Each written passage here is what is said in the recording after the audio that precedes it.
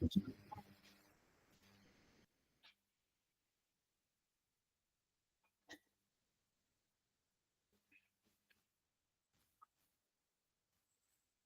सभी को सादर व सप्रेम नमस्ते जी। तो हम कर रहे थे कल 45वां सूत्र आरंभ किया था, उसकी जो सिद्धियां हैं उन सिद्धियों में है अणिमा। ये 8 सिद्धियां आपने सुना होगा, सिद्धियों का नाम जो था। अभी तो हमने बहुत सारी सिद्धियां विभूतियों के नाम से बहुत सारी सिद्धियों का ज्ञान किया, और परंतु जो संसार में बहुत प्रसिद्ध है 8 8 अष्ट सिद्धि नवनिधि निधि ऐसे करके सुना होगा ना आप लोगों ने। और जिन्होंने सांख्य दर्शन पढ़ा है वहां भी विस्तार में इनका आता है, तुष्टियां आ गया इस तरह से, बीच में बहुत सा तरह की वहां पर भी विस्तार से दिया हुआ है। तो यहाँ पर जो भूत जय पीछे हुआ, पंच महाभूतों पर जो विजय प्राप्त कर लेता है, तो उससे फिर उस भूत जैसे क्या होता है, अणिमा आदि प्रादुर्भाव काय संपत्त धर्मा नभिघातश्च। अणिमा आदि जो सिद्धियां हैं वो सिद्धियां उत्पन्न होती हैं। अब अणिमा आदि से क्या क्या है वो मैंने कल कुछ तो बताया था जल्दी जल्दी में, अभी हम एक बार उसको बस इतना नाम हमें पता चल जाए। अणिमा, लघिमा, महिमा, प्राप्ति, एक गरिमा भी होता है, गरिमा, प्राप्ति, प्राकम्य, वशित्व, ईशित्व, यत्र काम वासायित्व। मतलब इनका है कि अपने इच्छा से जिसको ये सिद्धियां प्राप्त हो जाती हैं, वो योगी अपनी इच्छा से बहुत छोटा चींटी जैसा शरीर बना लेता है, परमाणु जैसा भी छोटा कर सकता है, लेकिन यहाँ बहुत हल्का हो जाता है, जिससे कि जैसे पीछे भी हमने करा था लघु तूल समापत्तेश्च, मतलब कि बहुत हल्का करके भी उड़ भी सकता है। फिर महिमा उसको बहुत बलवान लंबा चौड़ा शरीर कर लेता है, गरिमा में भी भारी कर लेता है, जैसे लघिमा में हल्का तो गरिमा में भारी कर लेता है शरीर को। प्राप्ति, प्राप्ति मतलब कि ऊंची चीजों जहां तक हमारा हाथ नहीं पहुंचता उनको भी प्राप्त कर लेता है, मानो छू लेता है, जैसे चंद्रमा को छूना, सूर्य को छूना, इस तरह की बातें मानी गई है। प्राकाम्य मतलब जो इच्छा है उस इच्छा को वो पूर्ति कर लेता है। तो कुछ ने इसको माना है प्राकाश्य और कुछ ने प्राकाम्य।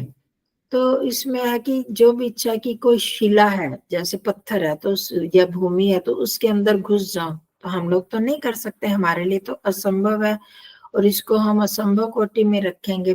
परंतु जो योगी इस प्रकार की सिद्धि प्राप्त कर लेता है, तो पानी के अंदर घुस जाना, भूमि के अंदर घुस जाना, तो शिला के अंदर प्रवेश कर जाना, हम लोग करेंगे तो हमारी तो मृत्यु हो जाएगी, सांस नहीं ले सकते, परंतु ये कर लेते हैं, ऐसा कहा जाता है।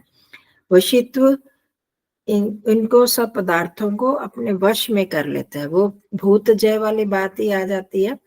उसी तरह से जितने भी इन भूत पंच महाभूतों से या सत्वरजतम से जो पृथ्वी के जितने पदार्थ बने हैं उनको अपने वश में करके जैसे चाहे वैसे उनका उपयोग कर सकता है।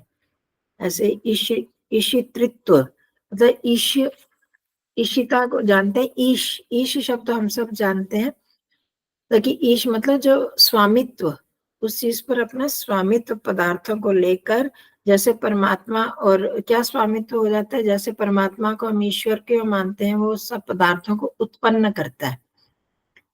अब जो सत्व रजतम तो परमात्मा ने नहीं बनाए ना, परंतु ये सृष्टि उन पदार्थों से, उन कणों से सारी सृष्टि के पदार्थों की रचना की है, उन उसका स्वामित्व इसीलिए है।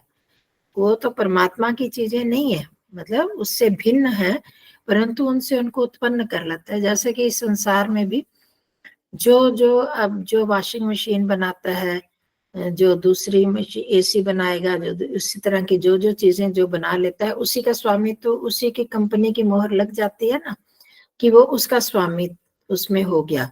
जिस जो उनसी गाड़ी जो बनाएगी जो कंपनी, क्यों, उस सामान तो बाहर से लाया जाता है, परंतु उसको वो उन पदार्थों को उत्पन्न कर सकते हैं, तो इसलिए उनको ईशित्व, और इसमें वो प्रलय जैसे परमात्मा प्रलय कर लेता है संसार की, वो भी व्यक्ति जो है योगी कर सकता है, ऐसा उसमें सामर्थ्य आ जाता है। और यत्र कामावसायित्व, मतलब कि जिनको उत्पन्न करने की इच्छा, ज्ञान बल से जो कार्य किए जाते हैं उनको उत्पन्न करने की इच्छा करना, उसका प्रयास करना, मतलब इसमें भी अपनी इच्छा के अनुसार वो काम कर सकता है। और फिर इसमें बहुत सारी सिद्धियों को कोई मानते नहीं है, मतलब कुछ लोगों का कहना है कि ये सिद्धियां जो हैं तो ठीक नहीं है, ये गलत है, ये असंभव कोटि में है। परंतु कुछ का कहना है कि ये हो भी जाती हैं। अब ये तो जो कोई करके देखेगा, इस तरह के संयम करेगा, उनको पता चलेगा। और भी काय संपत तद धर्मान अभिघातश्च, काय की संपदा मतलब काया मतलब शरीर की संपदा प्राप्त होती है। और संपदा क्या होती है अगले सूत्र में बताया है। और तद अनभिघातश्च, और किसी भी चीज से उसको वो उसका अभिघात उसको रोक नहीं सकते। कोई भी पदार्थ जो शरीर को जो उसके शरीर को रोक नहीं सकते हैं, वो पत्थर में भी जैसे प्रवेश कर गया, जैसे पहले चीज बताई लगभग वैसा ही है ये। तो ये सिद्धियां हो जाती हैं उसको। अब काय संपत क्या है उसको अगले सूत्र में बताया। रूप लावण्य बल वज्र सहननत्वानि काय सम्मत संपत। संपत मतलब होता है संपत्ति। काया शरीर की संपत्ति क्या है, तो शरीर का बलिष्ठ होना, सुंदर होना, उसमें रूप तेजस्विता आए, वो वज्र के समान कठोर हो जाए। तो इस तरह की जो शरीर की दृढ़ता, सुंदरता और ये सारी चीजें, उसकी सामर्थ्य, ये सारी ही काया की संपत्तियां हैं। तो वो उसको प्राप्त हो जाते हैं शरीर की संपत्तियां। रूप, उसका रूप सुंदर हो जाता है, दर्शनीय हो जाता है। लावण्य, कांति में एक तो सुंदरता होती है, एक उसमें चमक जो होती है। बल भी आ जाता है, वज्र के समान कठोर, कोई उसको मार नहीं सकता, उस पर प्रहार करके उस पर प्रभाव नहीं होता। और सहननत क्या था, शरीर का जो सुडौलता, दृढ़ता जो उसका होता है ना, बलिष्ठ हो जाना। एक तो हमारे शरीर होते हैं गठीला, गठीला जिसको हम कह सकते हैं, वो शरीर इस तरह का हो जाता है। ये हो गया। फिर इसके बाद ग्रहण स्वरूप अस्मिता अन्वय अर्थवत्व संयमात इंद्रिय जय। जैसे हमने पीछे एक सूत्र, हम तो बहुत संक्षेप में अब जल्दी जल्दी कर रहे हैं, स्थूल सूक्ष्म अन्वय इत्यादि, अस्मिता अन्वय, ये हमने भूतों के साथ किया था, पंच महाभूतों के साथ, उससे भूत जय होता है। तो उसी तर्ज पर, मतलब उसी आधार पर, ये जो हमारी इंद्रियों के जो सूक्ष्म रूप है, जहां से अहंकार से इंद्रियां उत्पन्न होती हैं, वहां से लेकर जो अब तक इंद्रियों के गोलक है, इन सब के साथ इंद्र में जो जो से पदार्थ मिले हैं, इनके सभी के स्तरों पर, तो जैसे पंच महाभूतों के सभी स्तरों पर हमने ज्ञान प्राप्त किया था, कर लेता है योगी, और तब वह भूतों पर जय करता है। मैंने कल इस पर तो हमने थोड़ी सी विस्तार से बात की थी कि वैज्ञानिक लोग भी तभी आविष्कार कर पाते हैं, इन चीजों का पर अपना अधिकार जमा पाते हैं, क्योंकि उनको उनकी प्रकृति का पता होता है कि उनमें क्या क्या विशेषताएं हैं, क्या गुण है, वो उनका क्या स्वरूप है। जब तक वो नहीं पता लगेगा, वो कुछ भी नहीं कर सकते थे। आप बिजली, अग्नि पर कैसे अधिकार किया, बिजली से क्या क्या चीजें बना ली, ठंडा भी प्रयोग होता है, गर्म प्रयोग भी कर लेते हैं, क्योंकि उनके गुणों को जानते हैं। पानी का भी अलग अलग प्रकार से प्रयोग उन्होंने किया। तो इसी तरह इंद्रियों पर भी, इंद्रियों के भी अलग अलग स्वरूप को उनको कहा ग्रहण स्वरूप अस्मिता अन्वय अर्थवत्व। इनमें जब संयम करता है तो अपने इंद्रियों पर अधिकार कर लेता है। जैसे भूतों पर, पंच महाभूतों पर उसका अधिकार होता है, तो इसी तरह इंद्रियों पर भी अधिकार हो जाता है। मतलब कि उसके श्रवण हो गया, दर्शन, श्रवण, सूंघना गंधन हो गया, रस रसास्वाद हो गया, और स्पर्शन, ये जो पांचों हमारी इंद्रियां होगी, और दूसरी कर्म इंद्रियां, इन सभी इंद्रियों पर वो अधिकार, उन पर जय कर लेता है। उनकी जो सामर्थ्य है, जितनी हमारी एक सीमा है कि इस सीमा तक हम देख सकते हैं, इस सीमा तक सुन सकते हैं, उनसे ज्यादा उनकी पूरी सामर्थ्य बढ़ा लेता है, वह उन पर जय कर लेता है पूरी तरह से।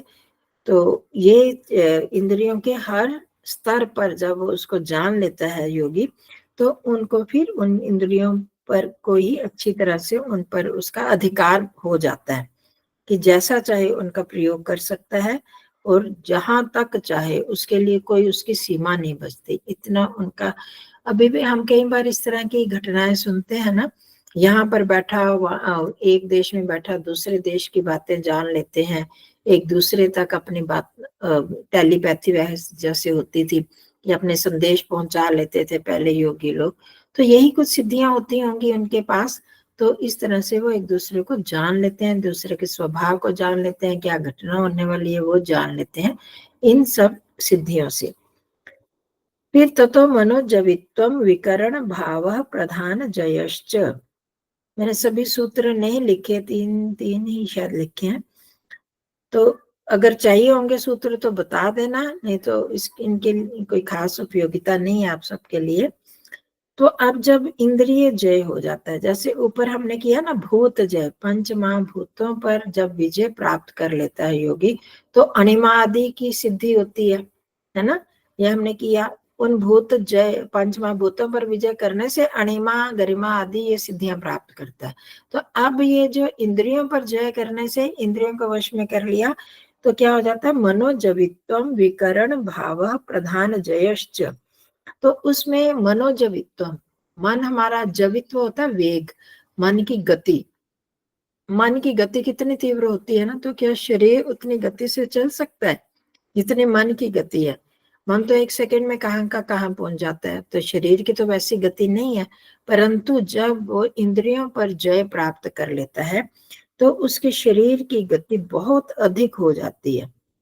मतलब कि वो बहुत तीव्र गति से, इतनी तीव्र गति से चलता है जैसे कि मन की तरह चलना। मन की तरह तो नहीं चल सकता होगा, परंतु औरों की अपेक्षा बहुत अधिक तीव्र गति हो जाती है उसके शरीर की।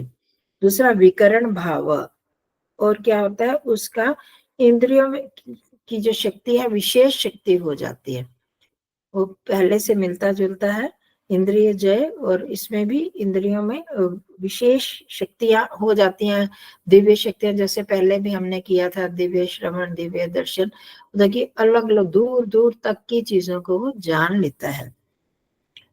और फिर प्रधान जयश्च, प्रधान हमने सुना है प्रकृति को बोलते हैं प्रधान। आप में से कुछ लोगों को पता होगा जिन्होंने सांख्य दर्शन पढ़ा है, सुना है अव्यक्त प्रकृति, मूल प्रकृति, प्रधान, ये कुछ समानार्थक शब्द हैं। तो उन्हीं प्रधान जो है, मतलब मूल प्रकृति पर तो नहीं, परंतु मूल प्रकृति से जो पदार्थ बने हैं, विशेषकर जो शुरू शुरू के है ना सूक्ष्म पदार्थ, महतत्व, अहंकार इत्यादि, मन, इन पर वो उन पर उनकी जय हो जाती है, उनको अपने वश में कर लेता है। तो सत्व आदि तीनों गुणों से, सबसे पहले सत्व रजतम होता है, उसके बाद महतत्व होता है, उसके बाद अहंकार होता है। तो इंद्रिय जय की तो बात आ गई, तो प्रधान जय में मतलब ये सूक्ष्म जो पदार्थ है, इन पर वो जीत, जय प्राप्त कर लेता है। मानो जय प्राप्त क्या करना, इन पर अधिकार कर लेता है, बुद्धि पर अधिकार कर लेता है, अपने अहंकार पर अधिकार कर लेता है, अर्थात वो उनके विषय में पूरी तरह से वो जान लेता है, उनका सदुपयोग कर सकता है, गलत रास्ते पर नहीं ले जाए इन पदार्थों को, इन तत्वों को, प्रकृति से बने तत्वों को। तो इस तरह से उसमें इतनी सामर्थ्य आ जाती है। ठीक है। और उसके बाद एक जो ये हमारे लिए थोड़ा सा महत्वपूर्ण है, अगला सूत्र जो मैं बता रही हूँ, सत्व पुरुषान्यता ख्याति मात्रस्य सब भाव अधिष्ठातृत्वम सर्वज्ञातृत्वम च। इससे आप काफी परिचित हो होंगे। सत्व पुरुष है, जान सकते हो सत्व और पुरुष क्या है? अभी हमने बहुत दिन उसका अभ्यास किया और अब भी कर रहे हैं।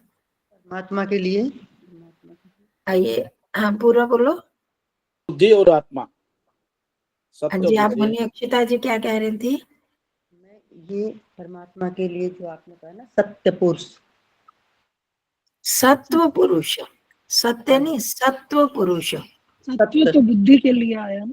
हाँ जी, हाँ वही अभी उन्होंने पात्रा जी ने बताया। ठीक, तो मुनि अक्षिता जी, ये इसमें परमात्मा का नहीं है, आत्मा और बुद्धि। सत्व जो है वो पहले भी, जैसे हमने उस दिन क्या, कौन सा सूत्र पर हम कर रहे हैं आजकल अभ्यास, थोड़ा सा पहले भी करते हैं, सत्व पुरुषयोर अत्यंता संकीर्णयो प्रत्याविशेषो भोग प्रार्थत्वात्। ये हम कर रहे हैं ना, सत्व और पुरुष। सत्व जो है प्रकृति से बनी हुई चीज जो है वो क्या, यहाँ पर हम बुद्धि को लेते हैं। यहाँ पर जहां भी सत्व, क्योंकि प्रकृति से बहुत सारे पदार्थ बने हैं, उनको भी हम ले सकते हैं, परंतु सबसे जो सूक्ष्म चीज है वो बुद्धि।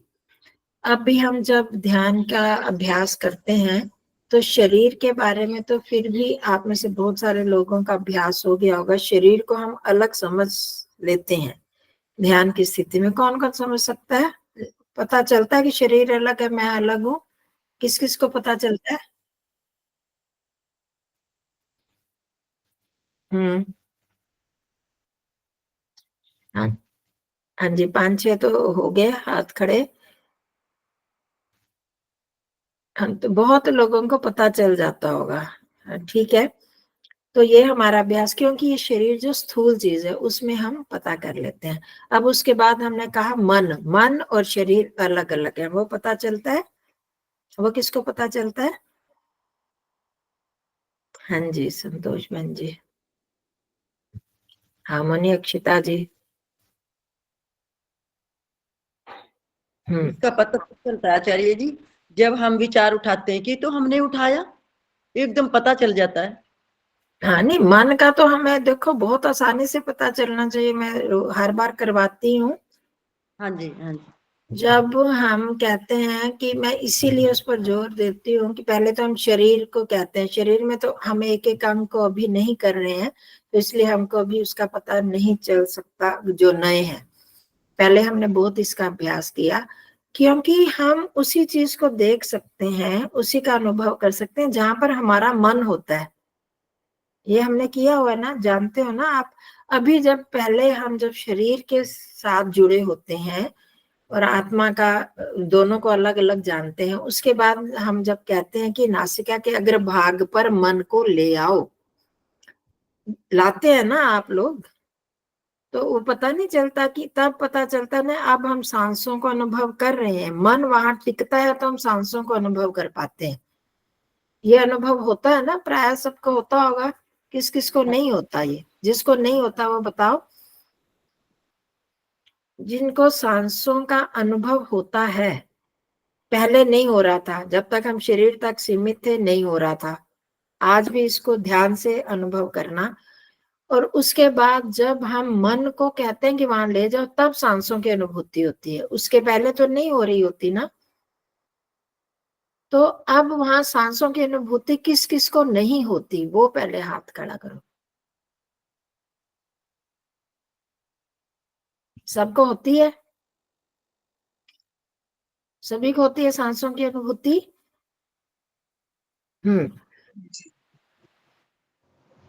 तो अब सांसों की अनुभूति, आज इस चीज पर जोर देना, मैं शुरू दिन से इस पर तो हम जोर दे रहे हैं कि वो थोड़ा विचारों को सोचते हैं, वो हमसे अलग है, वो भी एक साधन है, परंतु वो थोड़ा सा सूक्ष्म हो जाता है। अब ये जो हम करते हैं, यहाँ से मन को यहाँ हटाया, बीच बीच में मैंने 1-2 बार ये भी करवाया था, एकदम मन, आंखों को अनुभव करो, अब माथे को अनुभव करो। तो अब क्यों हम उस स्थान को कैसे अनुभव कर पाते हैं? मन वहां को ले जाते हैं तभी तो करते हैं ना। अगर मन को वहां ना ले जाएं तो क्या हम उस अंग को अनुभव कर सकते हैं? शरीर को भी, अब पता नहीं आप कैसे करते हैं, शरीर का अनुभव होता है या नहीं होता, तभी अगर हम शरीर पर मन को रखते हैं। नहीं तो हम कहीं ना कहीं अगर मन को कहीं भी ले जाते हैं बाहर किसी दूसरे विषय में, तब शरीर की भी अनुभूति नहीं होगी। एक एक अंग को करवाने का यही तात्पर्य था, वो हमने बहुत महीनों तक उसका अभ्यास किया। अगर कहेंगे तो आज भी हम उसको करते हैं मन को समझने के लिए। हम किसी भी स्थूल चीज को भी हम तभी समझ सकते हैं अगर हमारा मन वहां पर होता है। अब मन वहां जुड़ता है तो मेरे को अनुभूति होती है। अब शरीर से जब हम हटे, शरीर से मन को हटा लिया, नासिका के अग्रभाग पर ले आए। अब कल हमने संवेदना की थी, किस किस को अनुभूति हुई थी कि थोड़ा गर्म, मैंने बीच में जानबूझ के बता दिया कि आप क्या खोजते रहेंगे।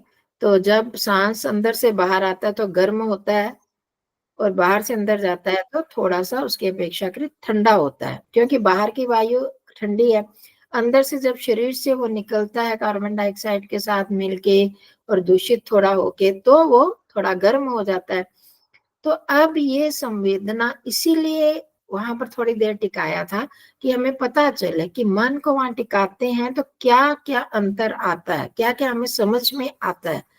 तो मैंने कहा शायद आप नहीं समझ पाएंगे, तो मैंने फिर इस चीज को, इस बिंदु को रखा था कि अब गर्म और ठंडे को अनुभव करो। तो किस किस को ये अनुभूति हुई थी अंदर से? जो सांस आ रही है वो अपेक्षाकृत गर्म है, बाहर की ठंडी है। हाँ जी, ठीक है जी। पर सब औरों को नहीं होती, जबरदस्ती भी नहीं करना, जिनको होती है वही बताओ। और आज और ज्यादा हम जागरूक रह के हमेशा हम सबके साथ ऐसा होता है, लेकिन हम जब आपको मन टिका लेते हो उस समय पता चलता है हाँ ऐसा ही हो रहा है। हाँ जी, यही तो प्रमाण है ना। हाँ, तो कई बार मैं बीच में बोलती हूँ ना कि अगर आपको सांस की अनुभूति नहीं हो रही तो इसका मतलब आपका मन वहां नहीं है, मन को वहां ले आओ, बोलती हूँ ना कई बार। तो इसीलिए बोला जाता है कि मन को लक्ष्य करके कि हमने मन को समझना है और मन वहां पर है। जब आप अब बहुत ध्यान से आज करना, पहले हम शरीर के अंगों पर लेंगे कि अभी हम इस अंग को अनुभव कर रहे हैं, तो अब दूसरे अंग को हम कैसे अनुभव कर पा रहे हैं। जो क्रिया हम वहां करते हैं, जिसको उठाकर वहां ले जा रहे हैं, फोकस कर रहे हैं, जिसको हम इंग्लिश में कहते हैं फोकस कर रहे हैं यहाँ पर, या ध्यान टिका रहे हैं, वही तो मन है। उसी मन को ले जाते हैं, पर वहां ले जाते हैं, पर अनुभव तो मन नहीं कर रहा होता ना। अनुभव तो वही कर रहा होता है जिसने शरीर को अनुभव किया, जिसने अब जो बाद में सांसों को अनुभव करता है, वो अनुभव करने वाला और वो मन। हम आप ध्यान देना कि जिसको अनुभूति हो रही होती है वो तो वहीं पर रहता है ना, उसको तो नहीं हम हटाते ना। हम सिर्फ मन को कभी शरीर पर ले जाते हैं, कभी सांसों पर, कभी विचारों पर, कभी आगे और बुद्धि मन पर भी ले जाते हैं। वो अलग थोड़ा सा सूक्ष्म विषय हो जाता है, परंतु ये ही मन और शरीर की आत्मा, ये दोनों अलग इसी तरह हमें अनुभव में आएंगे कि अब यहाँ से हम वहां ले गए, वहां से वहां ले गए, अब मेरे को पता चल रहा है कि मेरा मन यहाँ टिका हुआ है। मतलब वो भी जरूरत नहीं है। अगर हमें उस स्थान की अनुभूति हो रही है, वो पता चल रहा है, तो इसका मतलब कि मन वहां पर है और मैं अनुभव तो मैं ही कर रहा हूँ। तो अनुभव करने वाला तत्व तो वही रहता है। आप इस चीज को बड़े ध्यान से अपने अनुभव में लाइए कि जो अनुभव करता है उसमें कोई परिवर्तन नहीं होता। हमारा अगला जो चिंतन है इसी पर ही चलता है। तो इस चीज को, इस बिंदु को हमने अच्छी तरह समझना है। तो वो जो मन है, उस मन को हम देख रहे होते हैं कि अब ये सबसे ज्यादा स्पष्ट तब दिखाई देता है जब हम शरीर से हटकर नासिका के अग्रभाग पर लाते हैं, तो एकदम हमें पता लगता है कि वहां से हम यहाँ पर शिफ्ट कर लिया अपने मन को, इस किसी चीज को किया कि हम शरीर से एकदम यहाँ पर आ गए। अब हमें सांसों की अनुभूति होने लगी।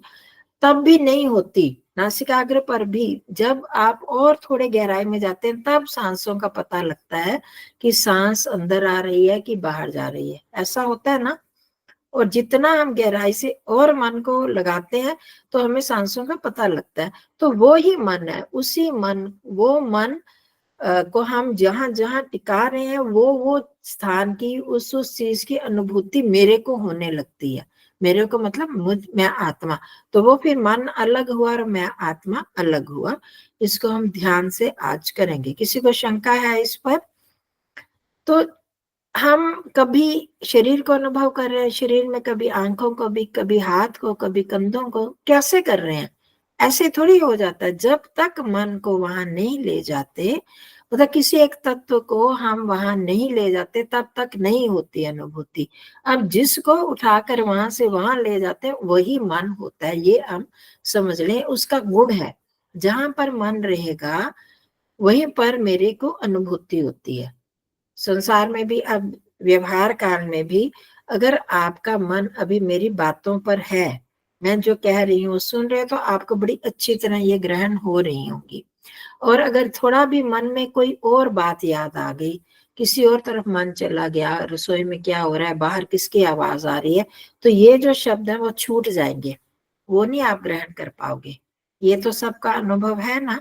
तो इसको हम जब कितनी गहराई से करते जाएंगे, अब हमने ध्यान साधना में इन चीजों को, क्योंकि बार बार ये चीजें आ रही हैं, तो हमारी ये साधना परिपक्व तब तक नहीं होगी जब तक हम इसको नहीं जान पाएंगे। अभी हम परसों ये दर्शन योग विद्यालय में गए थे रविवार को, वहां स्वामी ध्रुव देव जी एक सूक्ति लिखी हुई थी, तरती शोकित आत्मा, तरती शोकम आत्मविद। वहां पर यह था तरती शोकम आत्मविद। तो उसका मतलब कि जो आत्मा को जान लेता है वही शोक को तर सकता है। तो उन्होंने कहा जब तक हम आत्मा को नहीं जान लेंगे तब तक शोक से हम दूर नहीं हो सकते। किसी ने मेरे साथ थे, उन्होंने इसका अर्थ पूछा तो यही कहा। तो इसका कहने का मतलब क्या कि आत्म तत्व को जानना बहुत महत्वपूर्ण है। कहते हैं आप परमात्मा को भी जान लो, जब तक आत्मा को नहीं जानोगे शरीर संसार में होने वाले दुखों से नहीं छूट सकते। क्यों? क्योंकि हमारा जो मोह से दुख होता है, राग से दुख होता है, द्वेष से दुख होता है, वो तो तभी दूर होगा ना जब हम आत्मा को समझ लेंगे। हम परमात्मा की बहुत भक्ति कर रहे हैं, परंतु हमारे किसी संबंधी की, किसी युवा की, किसी की मृत्यु हो जाती है तो हम कितने परेशान होते हैं स्वाभाविक है, क्योंकि हमारा राग है वहां पर, इसीलिए हम होते हैं ना। अब हम ध्यान में क्या करते हैं कि जैसे मेरा शरीर नष्ट हो जाने वाला है वैसे हमारा जो संबंधी है उसका भी नष्ट हो जाने वाला है। तो हम ऐसे नहीं बोल रहे इसको हमने बड़ी गहराई से सोचना है। जिसके साथ हमारा बहुत प्रेम है, जिसके साथ हमारा बहुत मोह है, उसको सामने लाके हम सोचें। बहुत सारे लोग कहते हैं ये क्यों करवाते हो, ये तो अशुभ हो जाता है। आप में से भी किसी को अशुभ लगता है ये कि भाई ये क्यों अशुभ सोचें? देखो हम कोई ये इच्छा नहीं कर रहा कि ऐसा हो, पर होती हैं घटनाएं संसार में और हम उस मोह में ऐसे दुखी हो जाते हैं उसके कारण, क्योंकि हमने कभी इस पर विचार नहीं किया होता। तो उस कारण हमें बहुत दुख होता है और ये घटनाएं हमारे वश में तो नहीं है ना, कभी भी कुछ भी किसी के साथ हो सकता है। तो जब हम इन चीजों पर ध्यान देते हैं कि उससे मैं आत्मा बिल्कुल अलग हूँ, वो आत्मा अलग है, वो आत्मा कभी नष्ट नहीं हो रही, उसका और मेरा संबंध कुछ दिनों का ही, जब तक शरीर है तब तक है। पहले मैं भी जा सकता हूँ, पहले वो भी जा सकता है, कोई भी। तो ये जो हम हर एक स्टेप कर रहे हैं ना, उसका कोई महत्व है। मैं ऐसे बेकार में नहीं करवाती। तो वो सोच के जब अगर आपको समझ में ना आए तो वो आप पूछ सकते हो कि भाई आप ये क्यों करवा रहे हो, इसका क्या लाभ, तो हम उसको बता सकते हैं। परंतु इन सब चीजों का महत्व है तो उसको हम गहराई से करें। जब हमें आत्मा का ज्ञान हो जाएगा, वो भी आत्मा है, उसका जिससे मेरा मोह है वो तो शरीर है, वो शरीर तो जैसा मेरा शरीर नष्ट होगा उसका भी नष्ट हो जाएगा। तो जब हमें इस प्रकार से हम पक्के होते जाते हैं तो ये दुख हम पर ज्यादा प्रभावी नहीं होते। थोड़े से तो हम दुखी हो सकते हैं उस समय अविवेक के कारण, परंतु जो ये हमें ज्यादा दुख नहीं देगा क्योंकि हमारा चिंतन इस पर चलता है। तो सत्व पुरुष जो चीज है, इन दोनों पर हमें जानना है। तो हम अभी मन तक पहुंचे, आज फिर मन तक की बुद्धि तो उससे भी सूक्ष्म हो जाती है। उसको जानना, उससे भेद करना थोड़ा और कठिन है। ये तो मैं बहुत बार कहती हूँ कि कठिन है, परंतु हमें उस तक भी पहुंचना है। वो ज्ञान और मैं दोनों अलग अलग हैं, ये हमने जानना होता है। अनुभव मैं कर रहा हूं उस ज्ञान के आधार पर, वो बुद्धि। तो हम उस बुद्धि को फिर तो जानना मुश्किल हो जाएगा, पहले हम मन तक तो पहुंचे। तो आज हम इस पर ज्यादा करते हैं। मन और मैं, शरीर दोनों अलग अलग हैं। सॉरी, शरीर और मैं आत्मा हम अलग हैं। पहले इसको अच्छी तरह से, इसमें काफी लोगों ने हाथ खड़ा किया। मन और शरीर ये दोनों, मैं आत्मा, ये भी अलग है, उसको हमने बड़ी अच्छी तरह देखना है। अलग अलग यहाँ पर इसको अनुभव करो और थोड़ी देर टिको कि वो अनुभव हो रहा है। अब मैं जैसे कहूं कि अपनी कानों पर को अनुभव करो, कानों पर मन को ले जाओ और अनुभव करो। अब आपको क्या अनुभूति होगी, वो जो अनुभूति होगी वो तो बुद्धि का काम है। अब पर हमको ये तो पता चलता है कि कान है, तो अगर हम मन को ले जा रहे हैं, हमारे कान कईयों के इस समय ठंडे, कईयों के गर्म होते हैं, कईयों को कुछ दर्द पीड़ा है तो वो भी अनुभव में आएगी। नहीं तो हमारे वहां पर कान है, ये हमें पता चलता है। कैसे पता चलता है? अभी हम सब बातें कर रहे हैं तो अभी तो नहीं, हमें उस अंग की प्रतीति तो नहीं होती ना, क्योंकि हम मन को नहीं वहां पर टिकाया हुआ हमने। तो इस तरह से जब हम मन को टिकाते हैं तो हमें उस चीज की प्रतीति होती है। तो इससे पता लगता है कि अब मैं जान रहा हूं, क्योंकि मन को उठाकर मैं वहां पर ले आया। उठाने का मतलब आप गलत मत समझना, हाथ से नहीं उठाते, हम संकल्प से ही उसको वहां अपनी इच्छा से वहां पर ले जाते हैं। तो उस स्थान की अनुभूति होती है। अगर हम नहीं ले जाते, हम वहीं पर टिके हैं या किसी और तरफ लोग चले गए, तो उस स्थान की हमको अनुभूति नहीं होगी। इसका परीक्षण आज हम सब ने करना है। और मन और मैं आत्मा अनुभव करने वाला दोनों अलग है, इसको अच्छी तरह से समझना है। हाँ जी पात्रो जी। बहन जी, ये जो आपने बोला ना, जब आप बोलेंगे मन को कान कान तक ले जाओ, कान में टिकाओ, हाँ तो जी। पहले बुद्धि में है, ये हमारा कान है। हाँ नहीं जी। तो अगर बुद्धि में नहीं होगा तो कान के बदले हमें हम हमें पता आंख है। आंख में बिल्कुल। भी ले जाते थे कि हाँ क्योंकि बिल्कुल। हमारे बुद्धि में ऑलरेडी है, ये हाँ जी। कान है, ये हाँ आंख है, ये नाक है, ये हाँ जी। ये पार्टी है, ये हमारा गला है, ये हाँ सब जी। हमें पहले बुद्धि में विद्यमान है ये, हाँ इसलिए जी। हम मन को उधर निकाल लेते हैं। ले ऐसा जा ही है ना? सकते हैं, ऐसा ही ये है ना? ज्ञान जो है। हाँ, हाँ ज्ञान। हाँ बिल्कुल ठीक है। और हाँ मैंने पहले भी एक दो बार कहा भी हाँ, है कहाँ है, कहाँ है, कहाँ है? कि जब हम देख रहे होते हैं तो हम बुद्धि के आधार पर हमें ज्ञान है कि इसका ऐसा रूप है, ऐसा आकार है, तभी हमारे सामने वो आता है। जी जी। तो अभी वो उसको नहीं ले रही थी बुद्धि को। तो ये बुद्धि हमारा बहुत उपयोगी अंग है। अगर वो ज्ञान हो ही ना हमारे अंदर तो हम तो वहां ले ही नहीं जा सकते। हमारा कान कहाँ पर है, हमारा माथा कहाँ पर है, सिर कहाँ पर, अगर हमें पता ही नहीं तो उंगलियां कहाँ है, तो हमें नहीं पता होगा ना। उस दिन उंगलियों का जब मैंने करवाया था तब शायद कहा था कि हमारी बुद्धि में ये है कि हमारी अंगुली ऐसी है, तब हम उसको अनुभव कर पाते हैं कि इस तरह से है।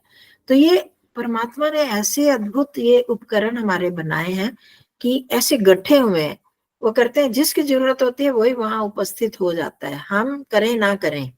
पर हम उस समझने के लिए हमें इनको अलग अलग बिखेरना पड़ता है, करना पड़ता है कि ये बुद्धि, ये मन, ये मैं, ये आत्मा, ये शरीर। तो इस आधार पर तो हमें, कुछ लोगों को पता है और कुछ को प्राय बहुत लोगों को मन और शरीर को अलग नहीं कर पाते। तो इसको हम करेंगे और इसकी जो भी शंका हो फिर आप पूछिए बाद में कि भाई क्या हम तो नहीं कर पाए, क्यों नहीं कर पाए। तो इसमें ये देखना है, ये ध्यान रखना कि मैं जिस अंग का नाम लूंगी तो वहां पर देखें, अगर उसकी अनुभूति हो रही है आपको तो इसका मतलब आपने वहां मन को ले गए हैं आप।